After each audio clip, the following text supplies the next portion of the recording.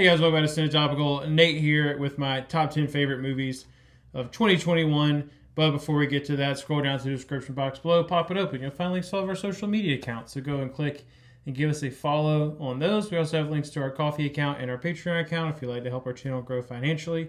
Click on those. And if you don't want to do that, then subscribe because it's free and it costs you nothing and you still get to help us out. But getting into it, my number 10 is an Amazon movie called The Map of Tiny Perfect Things. Like a decent little like teen rom-com, but had a shit ton of heart. It's got kind of the Groundhog Day sort of thing going on, living the same day over and over, solving the puzzle, figuring it out. So watching these two kids go through and figure out what's going on and fall in love in the process is really fun. And it's also got some like really good funny moments in it, but it was very heartwarming. And I appreciate that a lot. Number 9 for me is going to be West Side Story. Huge fan of the original. Love that movie so much. To me, the original is like a near perfect movie. This one was also very good. Really enjoyed it. It just, to me, isn't even close to what the original was. And I think just because of new technology and everything, because of how high definition cameras are these days, parts of it to me almost felt like I was watching like a taped Broadway performance, which is fine because I also love Broadway performances, but you have different expectations for visuals when you're watching a taped like Broadway show versus when you were supposed to be immersed in a film, and that kind of sucked me out of it a little bit. Number 8 for me is The French Dispatch. I absolutely love Wes Anderson. Honestly, he's probably my favorite working director today. French Dispatch, you get plenty of his signature style in an anthology film with like several short stories. So would I have preferred like a full-blown feature-length Wes Anderson movie? Absolutely. But I really, really love some of the stories that are in The French Dispatch. Incredible acting, incredible writing, and I could just watch his visuals all day. Number 7 for me is I Care a Lot. Maybe one of the more underrated movies on this list. I understand why some people might not get this movie because there is no good guy. Like there's no good guy in the movie. You have two bad people. But the whole movie just does an incredible job of building tension as you watch these two bad people like butt heads to figure out which one of them is going to come on top. Waiting to the end to see if they're both going to get what they deserve. Is someone going to actually get away with something? Is someone going to learn a lesson? Who knows? You should watch the movie. It's on Netflix. Number 6 for me is going to be Cruella. One of the biggest surprises of the year. Did not expect to have as much fun with this movie as I did. The writing was incredible. The costumes were incredible. The acting was incredible. Paul Walter Hauser is hilarious in this movie. Emma Stone kills it in what she's supposed to do. Normally, I would probably be against any more of these like live-action Disney rewritings of villain stories. But this one worked out perfectly. If there was any Disney villain that really would benefit from having a more empathetic side or a more understanding of where they came from or how they got there, the way that they are in the version that we know of them, Cruella was a great choice for that. Number 5 for me is going to be Nobody. Again, did not expect to have as much fun with this movie as I did.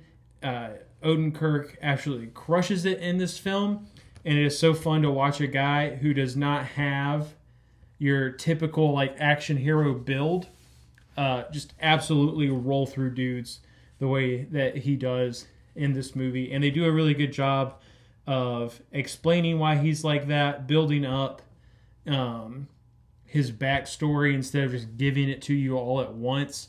And then even leaving like certain parts of it a mystery because you don't need every single thing explained to you in a movie. But the action in this is great.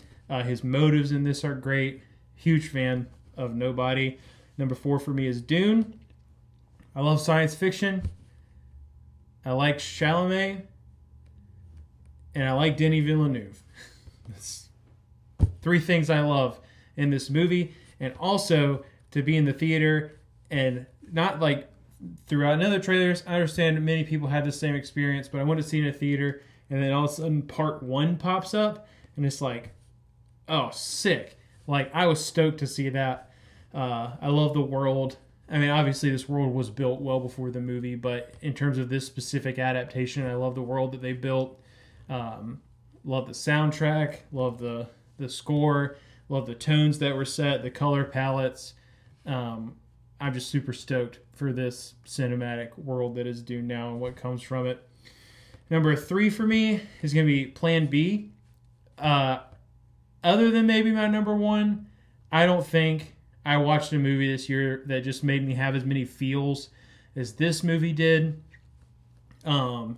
Like, growing up in a similar ultra-conservative culture, obviously I will never experience the issue that the young female protagonist is experiencing in this one, but can relate to that idea of feeling like you cannot go to your parents with like a certain issue, and also just like the story of friendship that goes along with it, her friend's little love story that goes along with it. And it's also just a really funny movie. There are very few comedies that come out these days that like can legitimately get me to laugh multiple times throughout a film. I think I laughed almost from start to finish during this movie. It was absolutely incredible. Loved it a lot. Number 2 for me is Pig with Nicolas Cage. Watched the trailer for it. I thought they were trying to do like a John Wick thing with Nick Cage. I was completely wrong. It completely took me by surprise.